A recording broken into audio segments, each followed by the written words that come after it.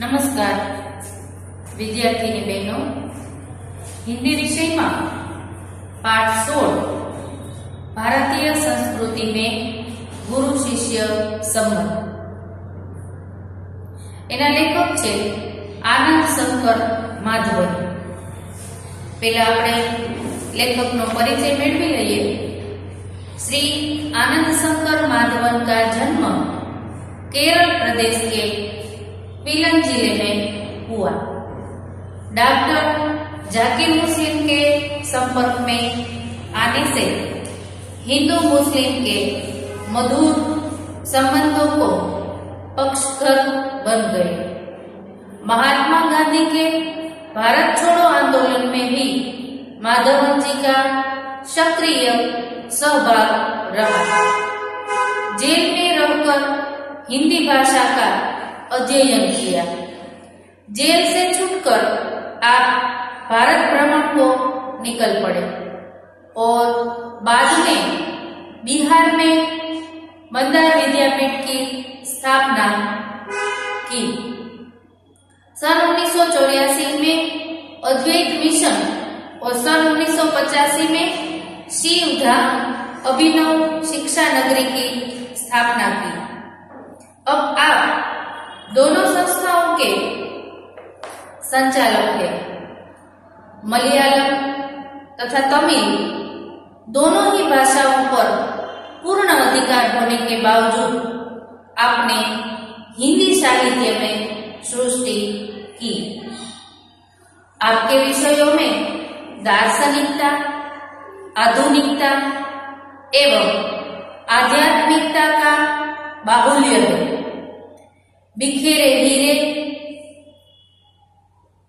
अन्नसलाका, हिंदी आंदोलन, आमंत्रित मेहमान, आरती, उषा, संजीवनी आदि आपकी प्रमुख रचनाएं हैं।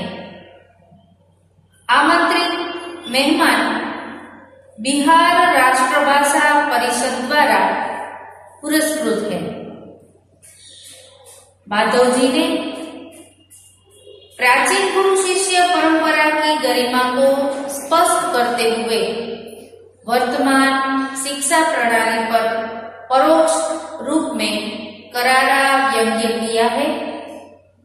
हमारे समाज में व्यवसायिक संस्कृत का बोलबाला है। इस कारण गुरु शिष्य संबंधों में परिवर्तन आया है। पहले विद्यालय मंदिर के समान माने जाते थे। शिक्षा देना एक आध्यात्मिक अनुष्ठान था। वह परम सुख प्राप्ति का एक माध्यम था। उस जमाने में पैसे देकर शिक्षा खरीदी नहीं जाती थी। क्या आज वैसी स्थिति है? क्या आज शिक्षा के क्षेत्र में वही निष्ठा, वही त्याग नजर आता है? लेखक ने हमें अंतर्मुख होकर सोचने के लिए बाध्य किया है। અહીં આ પાઠની અંદર લેખક એ સમજાવવા માંગે છે કે વર્ષો પહેલા પ્રાચીન સમયમાં જ્યારે ગુરુ શિષ્યની જે પરંપરા હતી, જે માન મર્યાદાઓ હતી, એ અત્યારના સમયમાં ક્યાંય જોવા મળે છે? નથી મળતી. પ્રાચીન સમયમાં શિક્ષણ એ એક अनुष्ठान समान હતું, એક ભક્તિ સમાન હતું। જ્યારે અત્યારે તે નથી રહ્યું। તો અહીં આપણે આ પાઠમાં સમજીએ भारतीय संस्कृति में गुरु शिष्य संबंध। हमारे समाज में व्यवसायिक संस्कृति का बोलबाला है। इसी कारण गुरु शिष्य संबंधों में परिवर्तन आया है। पहले विद्यालय मंदिर के समान माने जाते थे। शिक्षा देना एक आध्यात्मिक अनुष्ठान था। वह परमेश्वर प्राप्ति का एक माध्यम था। पैसे देकर शिक्षा खरीदी नहीं जाती थी। आज स्थिति बिल्कुल बदल गई है और अब शिक्षण कार्य पेट पालने का साधन बन गया है। लेखक કહે છે કે પહેલાના જમાનામાં તો ગુરુ શિષ્યનો જે સંબંધ હતો એ એક શિક્ષણ, જ્ઞાન એટલે પરમાત્માની પ્રાપ્તિ મેળવવાનું એક સાધન, એક રસ્તો એવી બધાને કલ્પના હતી। પણ અત્યારે એવું રહ્યું નહીં। અત્યારે તો માત્ર પેટના ભરણ પોષણ માટેનું એક સાધન બનાવી देवामां आव्યું છે। जिसे भारतीय संस्कृति कहा जाना चाहिए वह आज भारतीय मानसिक क्षितिज में क्रियाशील नहीं है।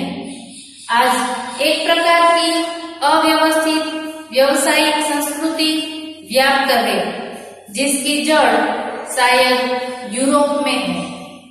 भारतीयों के सार्वजनिक व्यवहार में गुरु शिष्य संबंध का भी तदनुरूप परिवर्तन हो गया है। यहाँ गुरु वेतनभोगी नहीं होते थे और न शिष्य को ही शुल्क देना पड़ता था। पैसे देकर विद्या खरीदने की यह क्रय विक्रय पद्धति निसंदेह उस भारतीय मिट्टी का उपज नहीं है। शिक्षणालय एक प्रकार के आश्रम अथवा मंदिर के समान थे। गुरु को साक्षात परमेश्वर ही समझा जाता था। शिष्य पुत्र से अधिक प्रिय होते थे। यहाँ सम्मान मिलना ही शक्ति पाने का रहस्य है।